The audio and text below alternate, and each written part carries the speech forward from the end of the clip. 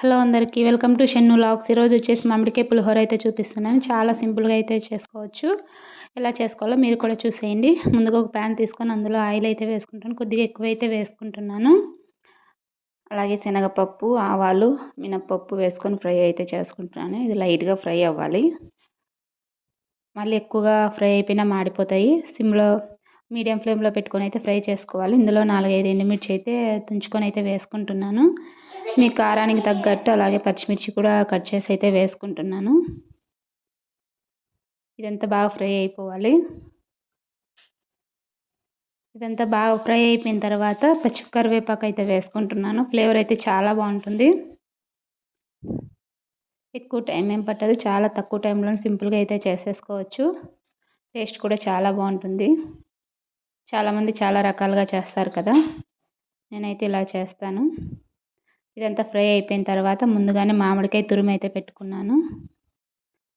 ఇదైతే కొద్దిగా పులుపు చూసుకొని అయితే వేసుకోవాలి. మరి ఎక్కువ వేసినా ఎక్కువ పులుపు అయిపోతుంది. నేను ఒక్కాయ పెద్దకాయ తీసుకున్నాను, అందుకైతే హాఫ్ అయితే వేస్తున్నాను.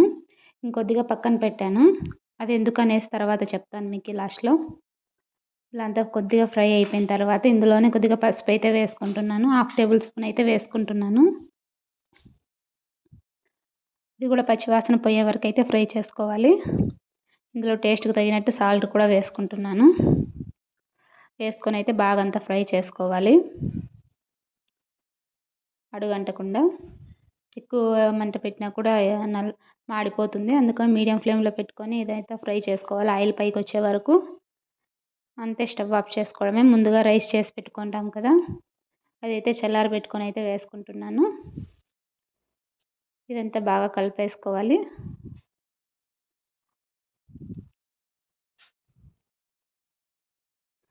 చూసారు కదా, సింపుల్గా అయితే అయిపోయింది. ఇంకా పచ్చిమామిడికాయ తురుము కొద్దిగా పక్కన పెట్టానని చెప్పాను కదా, అదైతే ఇదంతా బాగా కలుపుకున్నాక కొద్ది కొద్దిగా వేసుకొని అయితే కలుపుకోవాలి. తినేటప్పుడు అక్కడక్కడ పచ్చిమామిడికాయ తగులుతూ ఉంటుంది కదా, అందుకనేసి లాస్ట్లో అయితే వేస్తున్నాను. ఇందులోనే శనగిత్తనాలు కూడా వేస్తున్నాను, వేయించుకోండేటివి. ఆయిల్లో కూడా వేసుకోవచ్చు మీరు పచ్చివి, కాకపోతే ఇలా వేస్తే టేస్ట్ చాలా బాగుంటుంది. ఇలా వేసుకొని అంతా అయితే కలిపేసుకోవడమే. అంతే, మామిడికాయ పులిహోర అయితే రెడీ అయిపోయింది. చూసారు కదా, చాలా సింపుల్గా ఈజీగా అయిపోయింది.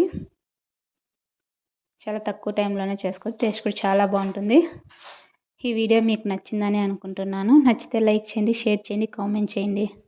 ఇప్పటివరకు నా ఛానల్ సబ్స్క్రైబ్ చేసుకోకపోతే సబ్స్క్రైబ్ చేసుకోండి. Thanks for watching.